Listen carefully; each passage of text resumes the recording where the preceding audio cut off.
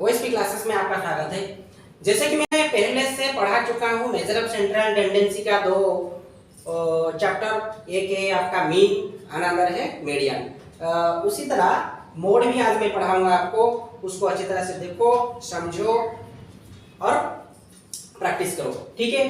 तो मोड पढ़ने से पहले क्या है ये मोड, इसको जानना चाहिए। Mode is also a positional average. Mode is a positional average, ये एक शॉर्ट क्वेश्चन है, शॉर्ट क्वेश्चन भी आ सकता है। Mode is a positional average, क्या है ये mode? The most awkward value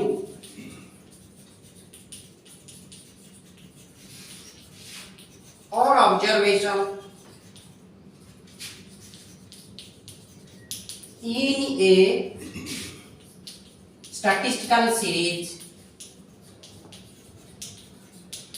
is called mode।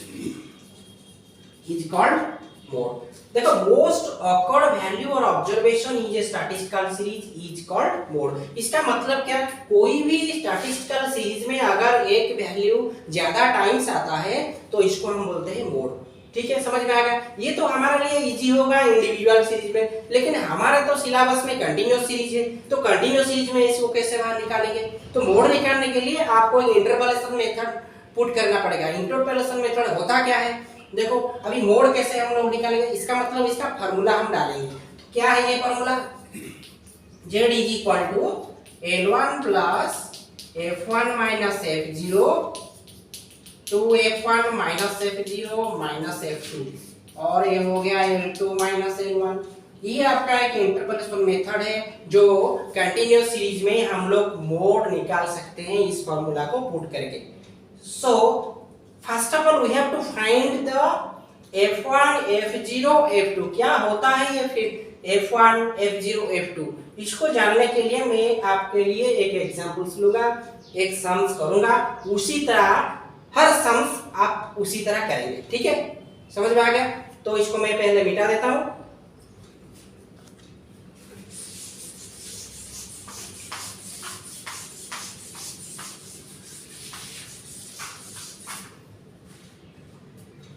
देखो बच्चों, एक मैं क्लास इंटरवल लेता हूं CI।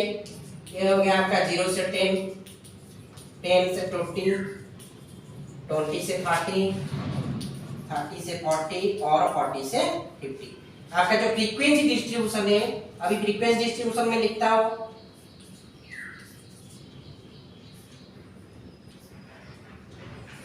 ये हो गया आपका frequency distribution.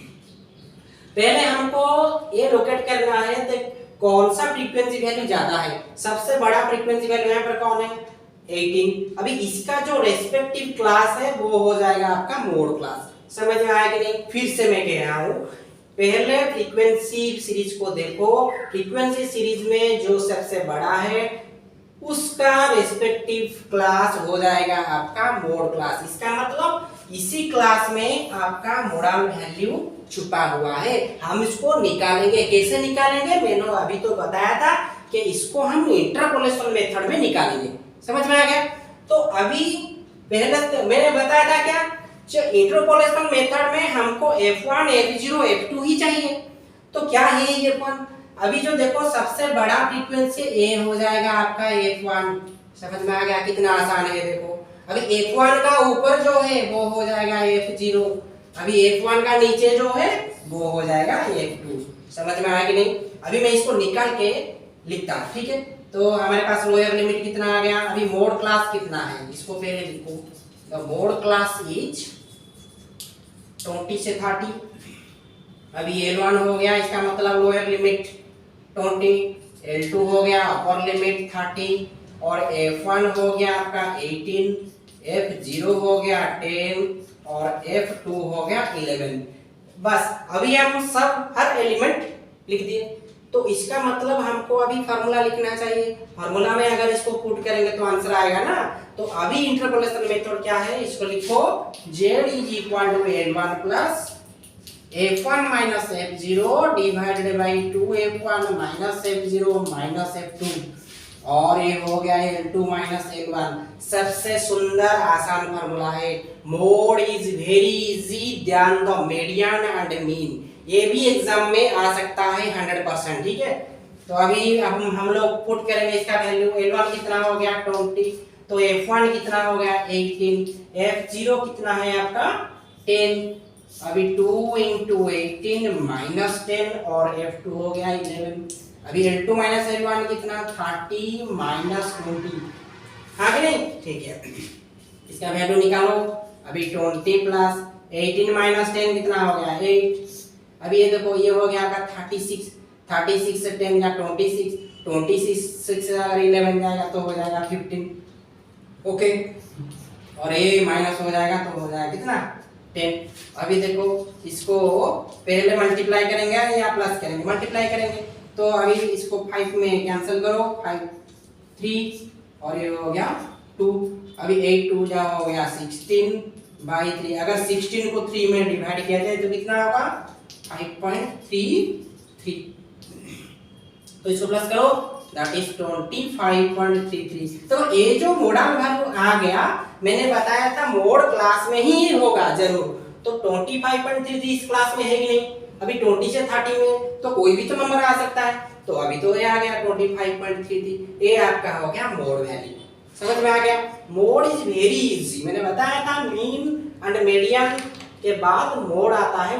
Mode is very easy for the calculation, is very easy. तो अभी ये जो मैंने बताया था इसको अच्छी तरह से प्रैक्टिस करो, समझो। और भी एक है, देखो जैसे कि हम लोग इसको मैं मिटा देता हूँ, इसको नोट कर लेना, ठीक।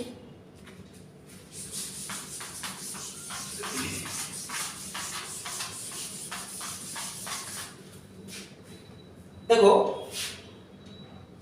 there is a relation between mean, median and mode।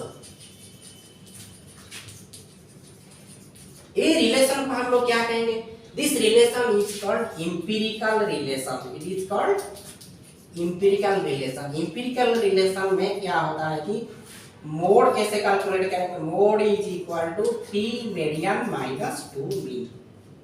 तो ये हो जाएगा आपको empirical relation, that is the relation between mean, median and mode.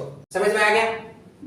तो mode is equal 3 median minus 2 mean. अगर एग्जाम में आपका दो वैल्यू दिया है, तीसरा वैल्यू आराम से निकल जाएगा दिस इक्वेशन में, ठीक है।